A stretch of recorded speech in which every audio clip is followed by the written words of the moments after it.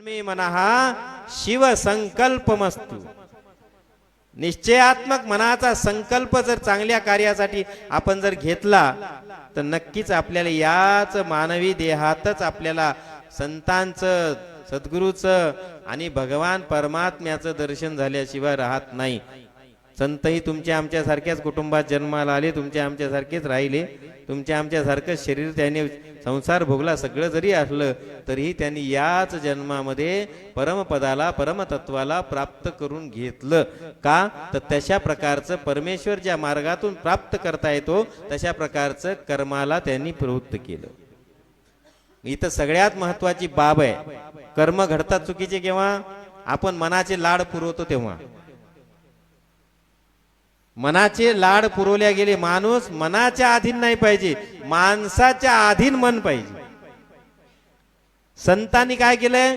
मनाच्या अधीन गेले नाही, मनाला आपल्या अधीन केलं, म्हणून त्यांना ते सगळ्या गोष्टी प्राप्त झाल्या। सांसारिक प्रापंचिक माणूस काय करतो? मनाच्या अधीन आहे, मनात इच्छा झाली की लगेच तशा प्रकारचे पुढे होतो। मग कधी कधी काय होते की आपल्याला चांगलं कर्म घडण्यासाठी, आपल्याकडून चांगलं होण्यासाठी मनाच्या विरुद्ध वागावं लागतं। मनानं या ठिकाणी आता वाटलं मनाला की छान पैकी संध्याकाळ झालेली आहे, आता झोपायचंय, मस्त पैकी छान दूध गरम करून पिऊ आपण, मसाला दूध आहे की नाही, गिलासभर दूध घेऊ आपण।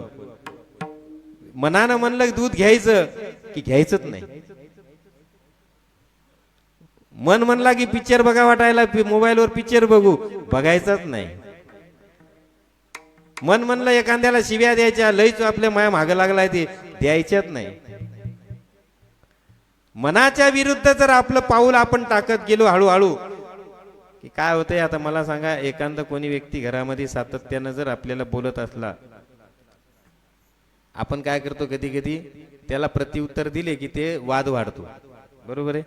त्याला राग येतो, मला उलटून बोलतो, माझं ऐकत नाही, मग आपण बोललोच नाही, शांत राहिलं, त्याला प्रत्युत्तरच दिलं नाही, त्याला प्रतिसादच दिला नाही, बोलून बोलून बोलून बोलून ते कंटाळून काय करते? अरे जाऊ दे, हे काही ऐकत नाही, याला बोलण्यात काही अर्थ नाही, तो विषय सोडून देतो।